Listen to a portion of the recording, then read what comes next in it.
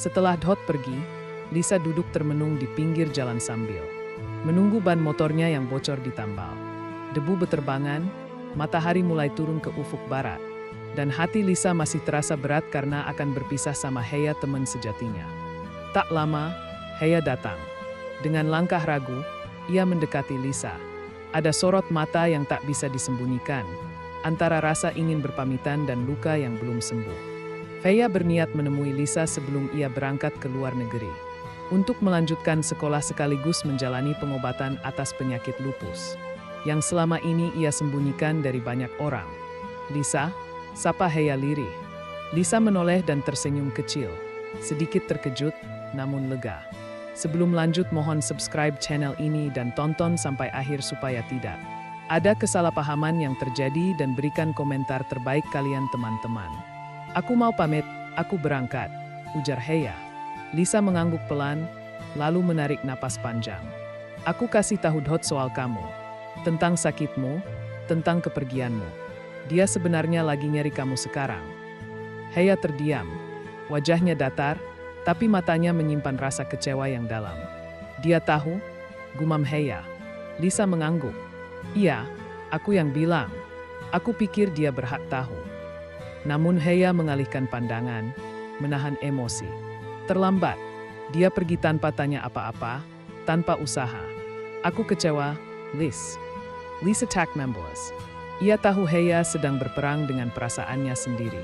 Tapi ia juga tahu Heya tidak benar-benar ingin pergi seperti ini, tanpa kata perpisahan, tanpa kejelasan. Sambil menatap ponselnya, Lisa berkata pelan, "Tapi kamu nggak benar-benar mau ninggalin dia kayak gini, kan?" Heya terdiam. Matanya mulai berkaca-kaca, tapi ia tetap menoleh ke arah lain, berusaha menyembunyikan isi hatinya.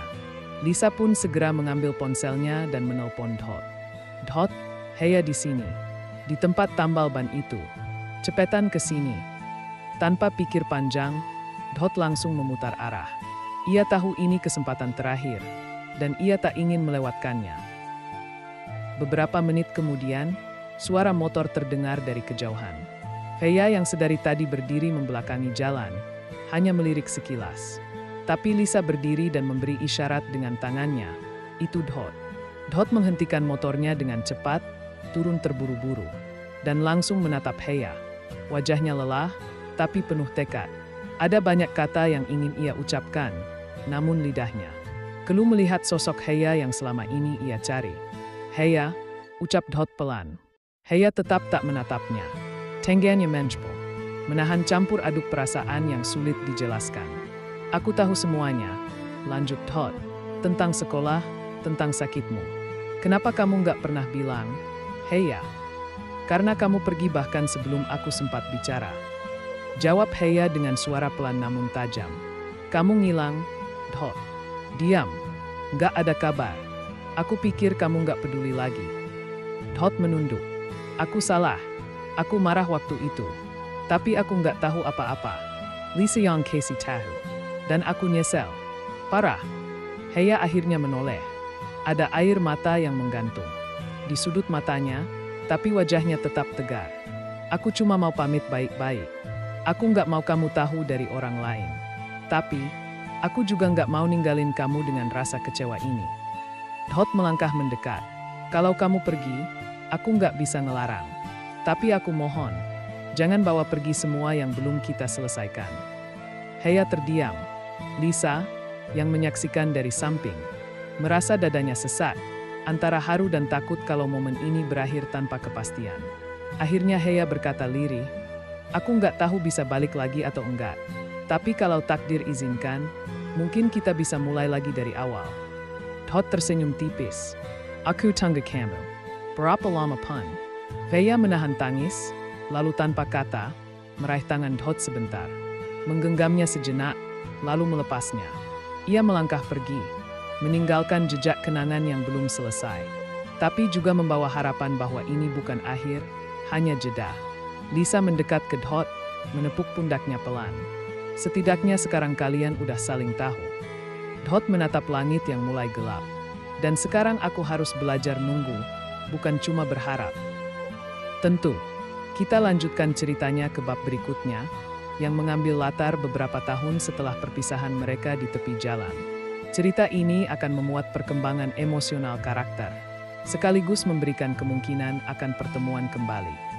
3 tahun telah berlalu sejak sore di pinggir jalan itu. Dot tetap tinggal di kota kecil mereka, bekerja sebagai teknisi motor. Hidup sederhana tapi penuh harapan. Di dinding bengkelnya, tergantung sebuah kalender tua yang masih ia simpan, dengan tanggal keberangkatan Heya, yang dilingkari spidol merah. Setiap kali ia menatapnya, ia tersenyum kecil. Sebuah pengingat akan janji yang masih ia pegang. Lisa sesekali masih datang ke bengkel, meski kini ia sibuk dengan pekerjaannya. Sebagai guru honorer, hubungan mereka semakin erat sebagai sahabat, dan Lisa pun menjadi satu-satunya orang yang masih rutin berkomunikasi dengan Heya lewat surel.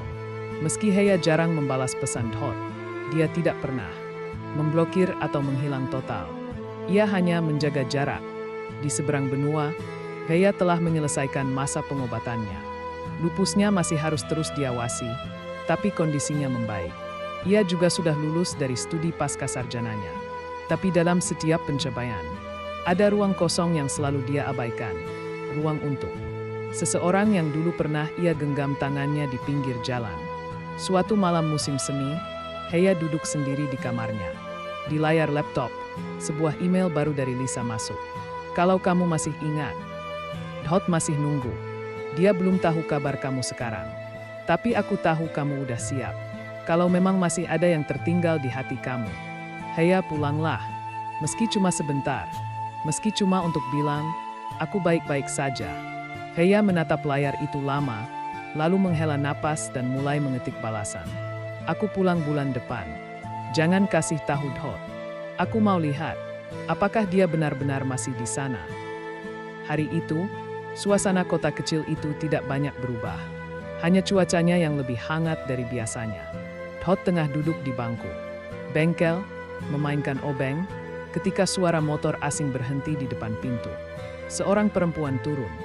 Rambutnya lebih pendek, posturnya lebih tenang, dan sorot matanya lebih matang. Dari yang pernah Dot kenal. Tapi Dot tahu. Seketika, Heya. Heya tersenyum. Masih ingat. Dot berdiri, masih ragu, takut itu hanya ilusi. Tapi Heya berjalan pelan mendekat, lalu berkata, ini bukan mimpi, Dot. Dan saat itu juga, dunia Dot seolah berhenti sejenak. Semua pertanyaan, semua keraguan, tak perlu lagi dijawab. Heya membuka mulut, menahan haru. Aku pulang bukan untuk menetap, tapi aku datang untuk menyelesaikan yang dulu kita tinggalkan. Kalau kamu masih mau, kita bisa mulai lagi, walau pelan-pelan. Dot mengangguk, matanya berkaca. Aku enggak nunggu kamu untuk langsung kembali. Aku nunggu, karena aku percaya kamu akan kembali.